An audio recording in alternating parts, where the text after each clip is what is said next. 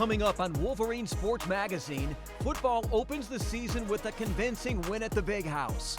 Both soccer teams are into their fall seasons. Hockey hits the ice for its first practices. Field hockey picks up a pair of wins. Cross country is off and running, and we'll check in with the men's and women's golf teams.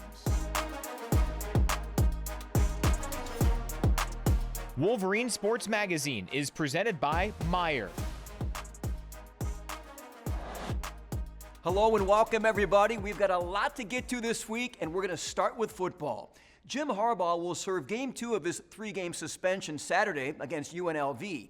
So Jay Harbaugh and Mike Hart will split the head coaching duties. Jay will take over from the start. Mike will jump in at halftime and take it to the end.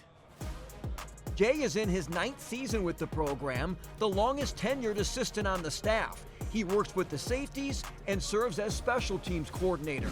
Hart is in his 3rd campaign. The Michigan legend is the running backs coach and run game coordinator. Both men spoke this week about this unique opportunity. Just want to start out by thanking Coach Harbaugh, for giving me this opportunity. It's not taken lightly. Even though it is the second half, Coach Jay and I will be working together, and just a tremendous opportunity to work with Jay. I'm excited for this opportunity. I think just any way you can serve the team is a great thing. Any opportunity to do that is a privilege. And, Coach Harbaugh has set it up in a way here that it's really, we get the opportunity as a staff to walk the walk in terms of what we tell the players.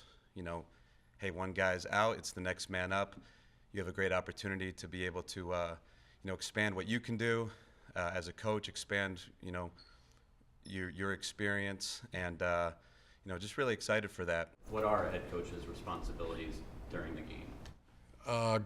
Be the guardian of victory is probably the number one job. You have making sure that the decisions you're making are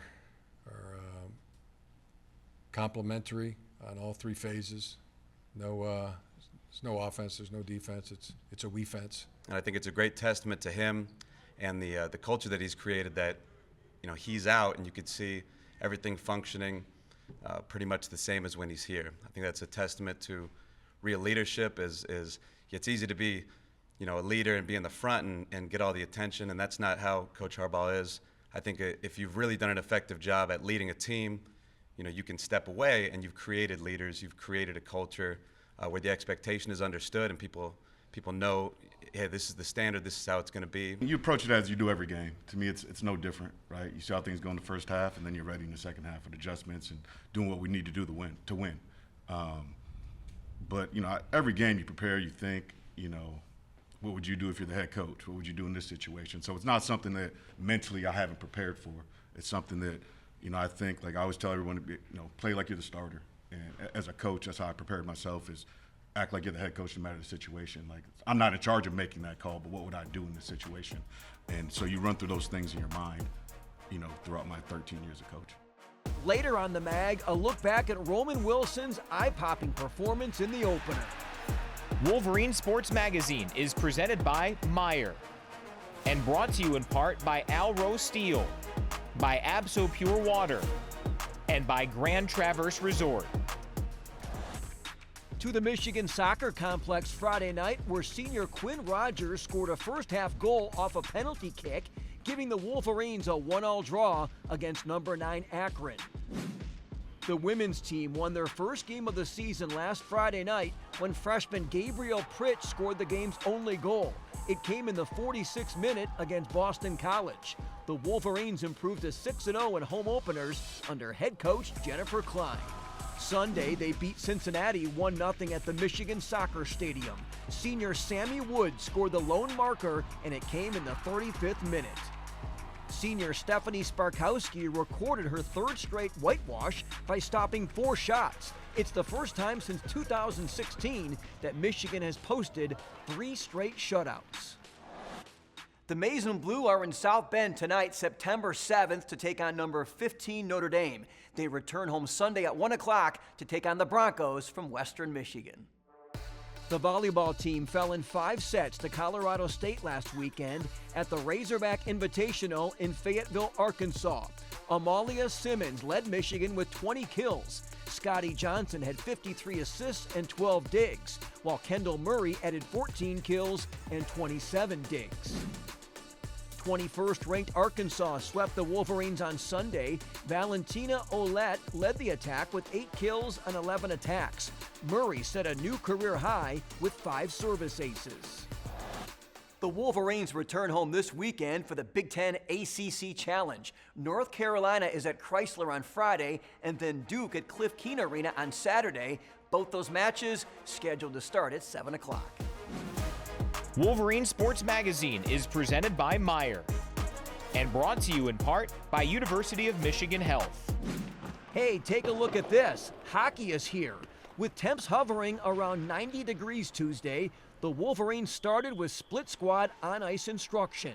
On the heels of a Frozen Four season, head coach Brandon Naurato welcomes 10 new players, 6 transfers, and 4 freshmen. Today's message was all about compete, winning races and battles, and it was good to get our feet underneath us, and it was good to battle with the guys. Obviously, we got a lot of new guys this year from all over, and we obviously competed against a couple of them. So it's nice to get out there and get the boots moving and be able to compete with the guys next to us. Michigan opens a feisty non-conference slate Saturday, October 7th and Sunday, October 8th when they battle the Providence Friars. The field hockey team had its home opener last Friday, and it was a successful one. The Wolverines dominated UC Davis 5-1. Freshman Esme DeVilligan got things started 9.5 minutes into the game with her first collegiate goal. Junior Alana Richardson and grad student Isabella Palde each scored 2 goals for the 4th-ranked Wolverines. It was anything but a blowout on Sunday against number 18 Old Dominion. Richardson was at it again, scoring 3 minutes into overtime by redirecting a Natalie Millman shot for the game winner. 1-0 Maize and Blue. I just happened to be there and had my stick in the ground. I was ready for it. Marsha always says, have your stick down, be ready for anything. And that's kind of what was going through my head. Like, if she puts this ball here, it's going in the goal because I'm standing right here and I'm ready for it. And I remember it went across my body and I just tapped it in and it went in and I was like, oh my God, this is amazing. We just won. Thank gosh. Goalie Kaylee McMahon, a redshirt sophomore, had 2 saves to secure her first collegiate complete game shutout. Well, every team's a new team, right? And so you have new leadership and younger kids that are now growing into a role that they weren't in before. So a lot of resiliency, patience, and fortitude for them to pull out games that are, when they're not going your way, to still be able to hang in there and get the win. The Wolverines finish up their 4-game homestand this weekend when they welcome Davidson in Friday and then St. Joseph's on Sunday afternoon. The Hawks were an NCAA tournament team last year and are currently ranked number 10 in the country. Wolverine Sports Magazine is presented by Meyer and brought to you in part by Blue Cross Blue Shield of Michigan. The men's golf team opened its fall season with a win at the Island Resort Intercollegiate in Michigan's beautiful Upper Peninsula. The Wolverines' 30 under total was the program's second lowest at a 54-hole event. Calgary native Hunter Thompson was the tourney runner-up. He finished at -14 with rounds of 65 and 66. It proves to them that they can do it. I've told them ever since that we've recruited them here that winning is learned in golf. I don't think very, very few people tee it up and just win. It's very difficult with all the conditions and different guys getting hot at different times.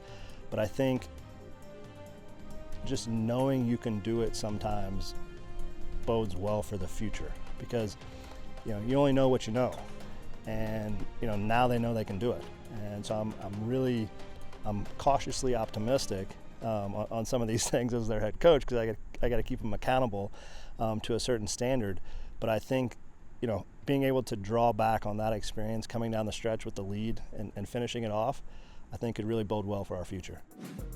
Members of the women's team had productive summers while away from campus. In July, senior Monet Chun tied for 59th place at the 2023 U.S. Women's Open at Pebble Beach. Monet was one of just 4 amateurs to make the cut, and she's the first Wolverine to compete at a U.S. Open as an amateur. Sophomore Lauren Sung won the Pacific Northwest Women's Amateur at Olympia Country Club in Olympia, Washington. Lauren won the championship match with a convincing 4-3 win. And playing in her 9th career USGA event and 4th United States Women's Amateur, 5th-year senior Haley Borja made it all the way to the semifinals of the match play event before falling 2-1 at Bel Air Country Club in Los Angeles. Haley is the second Wolverine to reach the Final Four, with Monet Chun reaching the semis last year at Chambers Bay. The women tee off for the first time this fall, Sunday, September 17th in East Lansing, when they compete at MSU's Mary Fossum Invitational. Cross-country christened the new season last Friday at the Michigan Open, held at the gorgeous Hudson Mills Metro Park in Dexter. Competing against Detroit Mercy, the Michigan men took 7 of the top 10 spots, with Tom Brady and Nick Foster running together essentially from the start, hitting the tape 1-2. Same story with the women, who took the top 5 positions against the Titans. Kayla Windemuller and Samantha Sines also ran stride for stride and finished 1st and 2nd. We promised you more football, and here we are. During camp, wide receiver Roman Wilson told us that he's really focused on being where his feet are. Well, Saturday in the opener against ECU, his feet were in the end zone often. First things first, Wilson and his Wolverine teammates were thrilled to kick off another season at the Big House. Playing football again is like the best feeling. Like waking up on Monday, just like I have a game this week. Like I get to see 100,000 people back in the Big House, like all cheering for our team. Like it's a great feeling. Roman was feeling it for sure, scoring a career-high 3 touchdowns and a career-high 6 receptions. I don't know what was working, man. Our team's great. Bro, I love playing with this team. You know, just being in the right position. You know, like God put me in that position for me to have 3 touchdowns today. If that's what the team like needs, like I'm up for that. If someone else needs to have 3, like I'm good for that too. The opener offering testimony that Wilson and quarterback J.J. McCarthy have developed a trusted bond. He's a dog, bro. Like he's legit. And just me, like 2 of my touchdowns came from scrambling. Like, just I know that if the play's taking a little long, like he's gonna make something crazy happen, and he does. Like that's who he is. He makes plays. You may have noticed that Roman switched from number 14 to number 1 this year. We asked him about it, and he simply said, "I lost the 4." We hope you're enjoying Wolverine Sports Magazine 2.0 so far this year, and we'll see you next week right here from Schembechler Hall.